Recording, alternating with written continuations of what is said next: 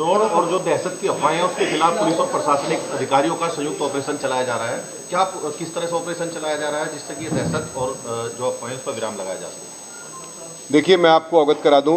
हमारे जिलाधिकारी महोदय भी बैठे हुए हैं और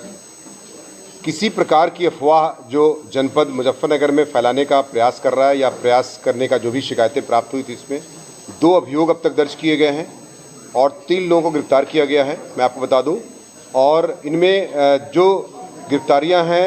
उनमें हम गैंगस्टर की कार्रवाई भी सुनिश्चित कर रहे हैं। साथ ही साथ मैं बता दूं कि जो भी और शिकायतें प्राप्त हुई थी उनमें हमने लगभग 20 लोगों को गिरफ्तार किया है अब तक,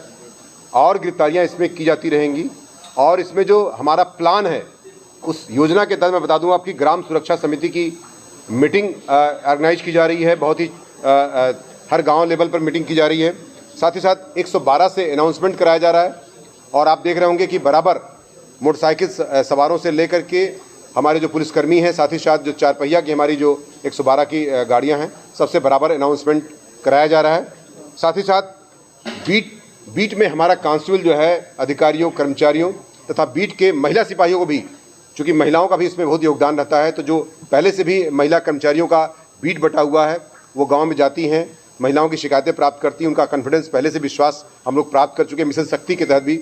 उन महिला सिपाहियों को भी इसमें भेजा जा रहा है तथा बीट के जो पुरुष सिपाही हैं वो भी जा रहे हैं गाँव में, ताकि एक कॉन्फिडेंस पैदा कर सके लोगों में। और कोई भी अगर व्यक्ति जो अराजकता या अफवाह फैलाने का प्रयास कर रहा है उसको चिन्हित करके कार्रवाइयाँ बराबर की जा रही हैं। सर, पहले भी ड्रोन पकड़े गए हैं, मतलब ड्रोन के रूप में कबूतर पकड़े गए हैं, कहीं ऐसी लगातार अफवाहें आ रही हैं। 2-3 दिन पहले मारपीट की घटना हुई है, लोगों के मेहमान जैसे रिश्तेदार कोई भी पहुंचा है, तो इसके पीछे की मुख्य वजह क्या है? इसके पीछे अब तक जो जांच पड़ताल पुलिस के द्वारा की गई है उसमें क्या निकलता है? देखिए, मैं जहाँ तक मेरी जांच से अब तक आया है कि लोगों को जैसे लगता है ना कि कोई एक अराजकता फैलाने का, कुछ लोगों को न्यूसेंस क्रिएट करने का जो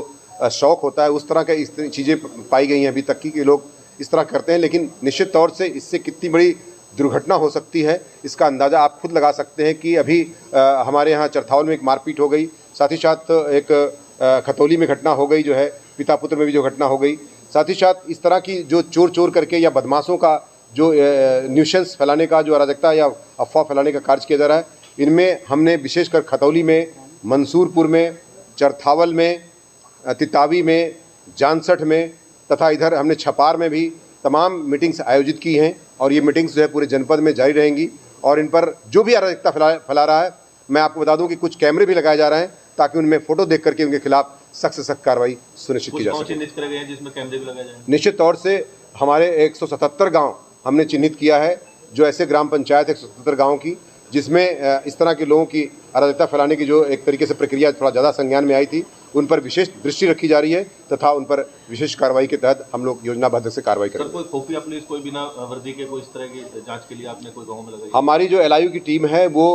बिना वर्दी के और कुछ महिला कर्मचारी, साथ ही साथ हमारे कुछ PRD के जवान,